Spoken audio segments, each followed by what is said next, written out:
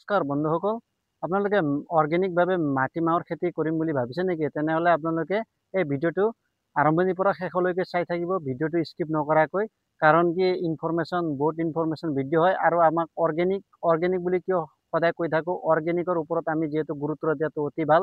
যিহেতু মই কাৰ্বি আংলঙত উপস্থিত আছোঁ, যিহেতু মাটিমাহৰ খেতি গোটেই চাব পাৰে আপোনালোকে, গোটেই মাটিমাহৰ খেতি, এইবিলাক গোটেই মাটিমাহৰ খেতি। এতিয়া মাটিমাহৰ খেতিত আমাৰ কিমান লাভ হয় আৰু আমাৰ স্বাস্থ্যৰ কাৰণে কিমান ভাল, এইবিলাক গোটেই সবিশেষে জানিবলৈ হ'লে আপোনালোকে ভিডিঅ'টো স্কিপ নকৰাকৈ চাই থাকিব। বন্ধুসকল, অৰ্গেনিকভাৱে যিহেতু মাটিমাহৰ খেতি যিহেতু আমাৰ বাইদেৱে যিহেতু কৰিছে, ইয়াত মই কাৰ্বি আংলঙত উপস্থিত আছোঁ। গোটেই অৰ্গেনিক পদ্ধতিৰে যিহেতু মাটিমাহৰ খেতি কৰিছে, এইবিলাক চাব পাৰে। এইটো কেতিয়া ৰোৱা যায় সেইটো আপোনালোকক ক'ব গৈ আছোঁ। এইটো আপোনাৰ জুন জুলাই মাহতে তেওঁলোকে মাটিটো ধুনীয়াকৈ চহাই কেনে গোবৰ সাৰ ইউজ কৰি কেনে ধুনীয়াকৈ মাটিমাহটো পেলোৱাৰ পিছত এনেধৰণে হৈ পৰিছে। এতিয়া আপোনাৰ নৱেম্বৰ মাহত ধুনীয়াকৈ উঠাই দিব। এতিয়া অলৰেডি বীজ হোৱা আৰম্ভ হৈ গ'ল। এইবিলাক চাব পাৰি, গোটেই বীজ হৈ গ'ল।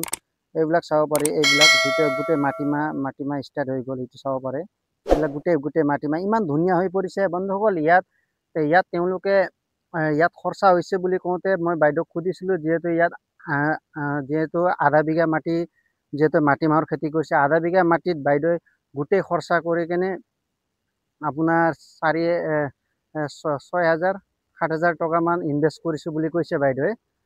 আপোনাৰ এতিয়া 6,000-7,000 টকা তেওঁ নিজেও আৰু কৰ্মত যিহেতু খাটনি কৰিছে, নিজে কৰিছে আৰু গোটেইখিনি নিজে কৰিছে আৰু লগতে কেইটামান মানুহ লৈছে, তেওঁ হাজিৰা মানুহ।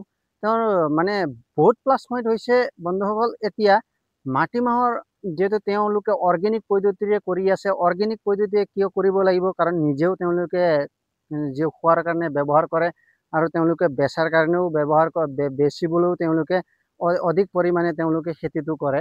বন্ধুসকল, যদি আপোনালোকে যদি কৰিব বিচাৰে তেনেহ'লে আমাৰ যিহেতু সিফালে ইমান ভাল নহয়, কিন্তু এই কাৰ্বি আংলঙত কিন্তু ইমান ধুনীয়া দৰে হয় মানে মাটিমাহৰ খেতি। আপোনালোকে ইফালেও চাব পাৰে, গোটেই মাটিমাহেৰে ভৰি পৰি আছে।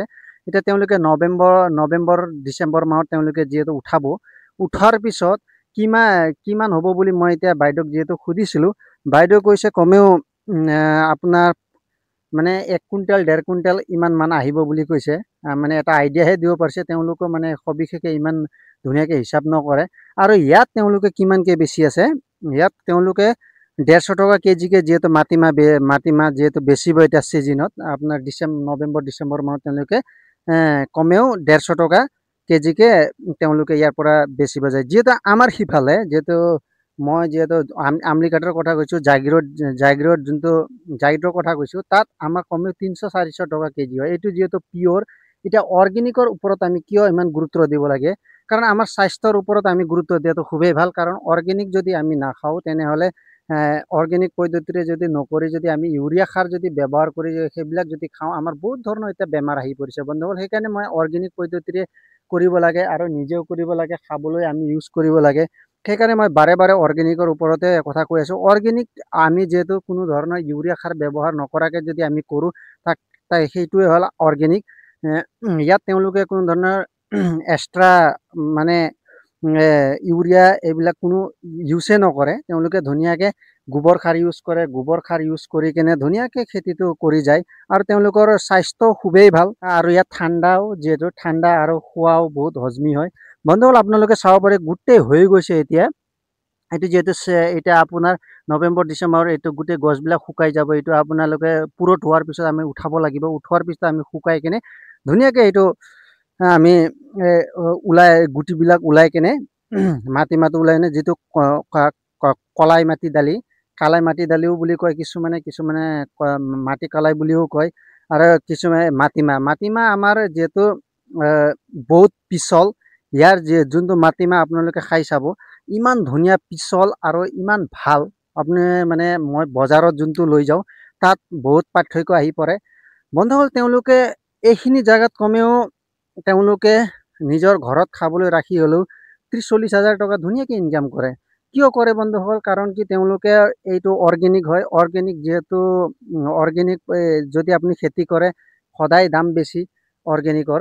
আপোনালোকে অৰ্গেনিকভাৱে যদি কোনো ধৰণৰ সাৰ ইউজ নকৰাকৈ, যদি ইউৰিয়া সাৰ ইউজ নকৰাকৈ যদি আপোনালোকে বজাৰত যদি আপোনালোকে নিজে গৈ মেলে, তেনেহ'লেতো বহুত টকা আছে। তেওঁলোকে তেওঁলোকে বজাৰত যিহেতু ইয়াৰ পৰাই যিহেতু বেপাৰীক দিয়ে, তথাপি তেওঁলোকৰ ভাল মুনাফা এটা হয়। চাই লওক এতিয়া ইয়াত কিমাননো আছে আপোনাৰ 2 কঠা মাটিত তেওঁলোকে যদি 20,000 ধৰি থৈছোঁ 20,000 টকা, 20,000 30,000 টকা ইনকাম কৰে, যদি বহলভাৱে কৰিলে আৰু কিমান লাভ হয়। আৰু যিহেতু তেওঁলোকৰ এই ইয়াতখিনি নহয় আৰু তেওঁলোকৰ আৰু ওপৰতো আছে, তেওঁলোকে তাতো কৰিছে। এতিয়া আমি যদি মাটিমাহৰ যদি খেতি কৰোঁ, মাটিমাহৰ কাৰণে খেতি যোগ্য হ'ব আপোনাৰ যিহেতু মাটিৰ ওপৰত। যিহেতু আমাৰ সিফালে আমাৰ আমাৰ সেইটো চাইডে যিটো মৰিগাঁও ডিষ্ট্ৰিক্ট, তাত যিহেতু আমাৰ মাটিৰ উৰ্বৰতাটো ইমান ভাল নহয় আৰু সদায় মাটিটো আপোনাৰ বালিচহীয়া হ'ব লাগে।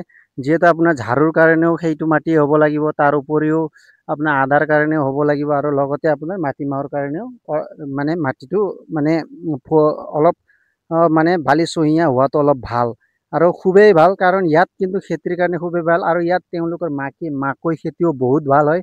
মাকৈ খেতিৰ সময়ত মই আপোনালোকক ভিডিঅ'টো দিব বিচাৰিম, আপোনালোকে পাৰিলে লাইক শ্বেয়াৰ ছাবস্ক্ৰাইব কৰিব আৰু আপোনালোকক কেনেধৰণৰ ভিডিঅ' লাগিব আপোনালোকে কমেণ্টত জনাব বন্ধুসকল।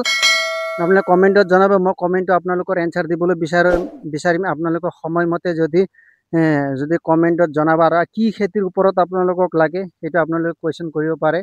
এইখিনিয়ে কৈ মই মোৰ ভিডিঅ'টো সামৰিব বিচাৰিছোঁ বন্ধুসকল। যিহেতু মই মাটিমাহৰ বিষয়ে ক'ব আহিছোঁ, মাটিমাহত যিহেতু বহুত প্ৰফিট আছে।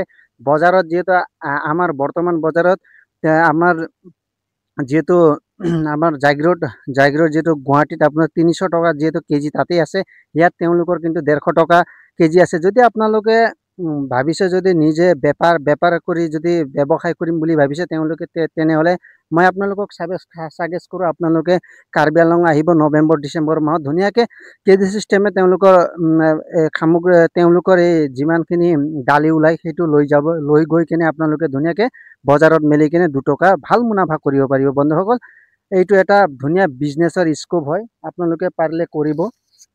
যিহেতু মই আপোনালোকক যিহেতু আৰু দেখাব বিচাৰিম, এইটো আৰু এবাৰ চাব পাৰিব। এইটো অলৰেডি হৈ গৈছে, এইটো আপোনাৰ এতিয়া হৈ গৈছে। আপোনালোকে গছ চাব পাৰে ইমান ধুনীয়া হৈ আছে, আপোনালোকে চাব পাৰে।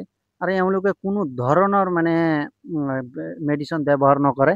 এইখিনিয়ে কৈ মই মোৰ ভিডিঅ'টো সামৰিছোঁ। জয় হিন্দ, জয় আই অসম।